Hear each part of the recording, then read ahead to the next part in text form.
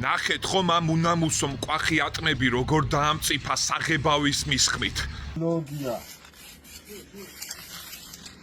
ხეზე ვერ ასრებს დამწიფებას ბაზარ. როგორ გვწამლავენ ამ საღებავებით, როგორ?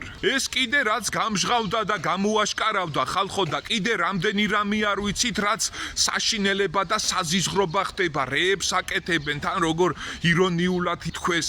ქალაქელებს მეტი არ უნდა.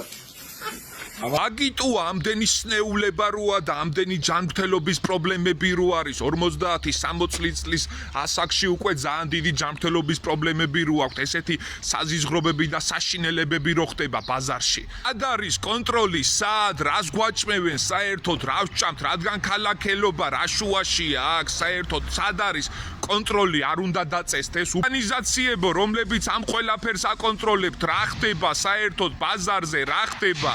ეს უმსგავსო პრობლემები აღარ უნდა მოგვარდეს? თქვენ რას ფიქრობთ, ხალხო, გვეშველება რამე? დაწერეთ კომენტარებში.